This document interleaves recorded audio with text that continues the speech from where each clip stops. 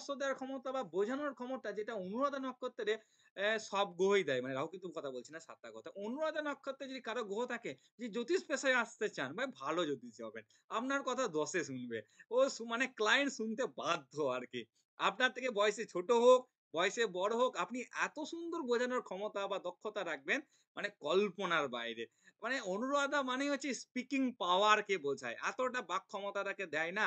অনুরাধা নক্ষত্র খুবই ভালো অনুরাধা নক্ষত্র। যাদের এই অনুরাধা নক্ষত্র আছে তারা যদি যেকোনো বাকক্ষম মানে যেখানে বাক্যের প্রয়োগ হয়, যেমন লাইক টিচিং, কনসালটেন্সি, ঠিক আছে? বা ইন্টারভিউ বোর্ড, মানে যেখানে আরকি মানে কথোপকথনটা আরকি হয়ে থাকে। এই সমস্ত প্রত্যেকটা সেক্টরে এরা সাকসেস বা সাফল্য পেয়ে থাকে। যে কার গ্রুপে অনুরাধা আছে, যদি থাকে ভালো জ্যোতিষ হবেন। এটা কনফার্ম। স্যার আমার আছে। আচ্ছা, চিরঞ্জিত দা তো থাকবেই, উনি তো মন্ত্র পাঠ করেন, এই তো বাক্যের বিষয় হয়ে গেল। কমন বিষয়। চিরঞ্জিত দা কি কোন গ্রহ আছে? শুক্র আছে, শুক্র আছে। শুক্র আছে। Very good, very good. আমি দেখেছিলাম সেদিনকে মনে হয় অনুরাধায় গ্রহ ছিল। তাই আমি বলেছিলাম আপনি কিন্তু ভালো জ্যোতিষ হবেন। আমি অনুরাধাটা দেখেই বলেছিলাম অনুরাধা নক্ষত্রে প্ল্যানেট প্লেসমেন্ট এটা বোঝায় যে আপনার মধ্যে বোঝানোর ক্ষমতা। দেখবেন আপনি আপনার থেকে বয়সে বড়, তাকেও বুঝিয়ে দিতে পারবেন। এটা আপনি কি করে প্রতিভাটা এসছে কেউ জানে না। কিন্তু এটা অনুরাধার ক্ষমতা, অনুরাধা নক্ষত্রে। তাই যাদেরই অনুরাধা নক্ষত্রে আছে, এটা যদি একটু নলেজেবল হন না, আপনার যথেষ্ট সুনাম হবে জ্যোতিষ জগতে। স্যার আমার শনি আছে। আপনি তো টিচার, আপনার তো ব্যাপারটা আলাদা, তাই না? আমি তো বলে দিলাম বাক ক্ষমতা, কনসালটেন্সি, টিচিং, মানে যেখানে বলার আর কি বিষয়টা থাকে, মানে বোঝানোর দক্ষতাটা কে দেয়? অনুরাধা দেয়। অনুরাধা নক্ষত্রে প্ল্যানেটটা মানেই হচ্ছে এটা। জয়দেব দি মিউট করুন। পজিটিভ। দেখুন পুস্তার নিচে অনুরাধা দেখুন কি লেখা আছে।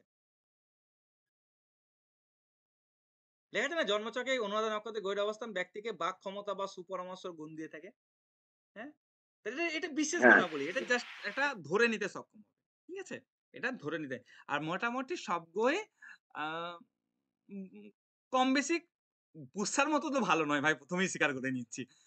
কম বেশি ভালো ফল দেয়। মানে জন্মছকে অনুরাধা নক্ষত্রের গ্রহ থাকা এটা বোঝায় জন্মছকটা ভালো। জন্মছকটা ভালো। ব্যক্তি জীবনে কিছু করতে পারবে। ব্যক্তি জীবনে কিছু করতে পারবে। ঠিক আছে? এটা নির্দেশ করে। কে নির্দেশ করে? অনুরাধা নক্ষত্র থাকবে। এবার স্যার আমার বড় মেয়ের পুষা নক্ষত্র। পুষ্যা নক্ষত্র কোন গ্রহ আছে? বলতে পারবো না স্যার। তো পুষ্যা নক্ষত্র বলতে চন্দ্র পুষা গ্রহ। নক্ষত্র, হ্যাঁ এটা জানি পুষা নক্ষত্র। তার মানে চন্দ্র আছে। চন্দ্র আছে বলেই তো পুষ্যা নক্ষত্রে জন্ম। তাই না? এটাও উনি জানেন যে হ্যাঁ ভালো। হ্যাঁ আপনার বড় মেয়ে ডাক্তার বোধহয়। হ্যাঁ আমার মেয়ে হ্যাঁ ডাক্তারি পড়ছে। ডাক্তারি পড়ছে। আচ্ছা সরি। আমি হ্যাঁ আপনি রাজীব দার না কথা না বলেছিলেন। রাজীব দাকে চিনি ভালোভাবে। হ্যাঁ হ্যাঁ এবছরই পেয়েছে বড় মেয়ে। নক্ষত্র আছে অন্যদের পর জ্যেষ্ঠা নক্ষত্র হচ্ছে সিম্বল হচ্ছে ছাতা। ছাতা হচ্ছে বোঝাতে পারছেন মানে হেড কে বোঝাচ্ছে, মানে মাথার উপর আর কি হেড। তাই জ্যেষ্ঠা নক্ষত্রে কোনো গ্রহ থাকলে দায়িত্বকে বোঝায়, ঠিক আছে? বড় হওয়াকে বোঝায়, মানসিক অবসাদ, এবং এদের মধ্যে সবথেকে খারাপ গুণ হচ্ছে এরা না শুনলে খুব রেগে যায়। উল্টো পাল্টা বলে দেয়।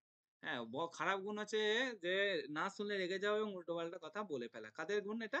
এটা হচ্ছে জ্যেষ্ঠা নক্ষত্রের গুণ।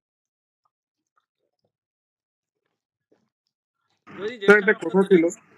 না, আমি একটা প্রেডিকশন করি। জ্যেষ্ঠ নক্ষত্রে যদি কারো রবি থাকে, রবি বোঝায় প্রতিষ্ঠা হওয়াকে, তাহলে এই জাতক জাতিকাটা মানে আমাকে প্রতিষ্ঠা হতেই হবে, বড় জায়গায় অ্যাচিভমেন্ট করতেই হবে, নাম যশ পেতেই হবে, মানে বড় বিষয়। হ্যাঁ, এই বিষয় একদম। আর ইনজানলি রবি জ্যেষ্ঠায় থাকলে তারা হেড হয়, তারা প্রধান হয়, ঠিক আছে? তারা কিন্তু ভালো হয়। চন্দ্র জ্যেষ্ঠায় থাকে, আহ, ওই সমস্যাটা হয়ে গেছে, প্রচুর চাপ, প্রচুর দায়িত্ব নিয়ে নেবে, লে বলবে যে আমার কথা শুনছে না, আমার কথা করছে না, নিজে মনে কষ্ট করবে। চন্দ্র জ্যেষ্ঠায়। শুক্র জ্যেষ্ঠায় থাকলে সমৃদ্ধি হবে, অনেক লাভ হবে, ঠিক আছে? সমস্ত কিছু। কিন্তু ওই পার্টনার যদি না শুনে যায় ক্ষতি যাবে। বাস ওখান থেকে সম্পর্কের সমস্যা। আর পার্টনার যদি শুনে যায় বাস খুব ভালো সম্পর্ক, কোনো সমস্যা নাই।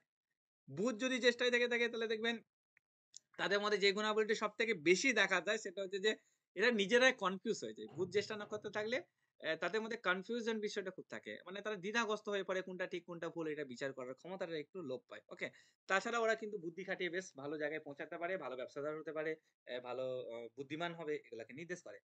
বৃহস্পতি জ্যেষ্ঠা নক্ষত্রে থাকলে একজন ব্যক্তি খুব ভালো সুন্দর চিন্তাধারা বা সুন্দর কনসেপ্ট বা ভাবনা চিন্তা করে, সমাজের জন্য ভাবনা চিন্তা করে, ফ্যামিলির জন্য ভাবনা চিন্তা করে, দায়িত্ববান হয়, নিষ্ঠাবান হয়, খুব ভালো আর কি।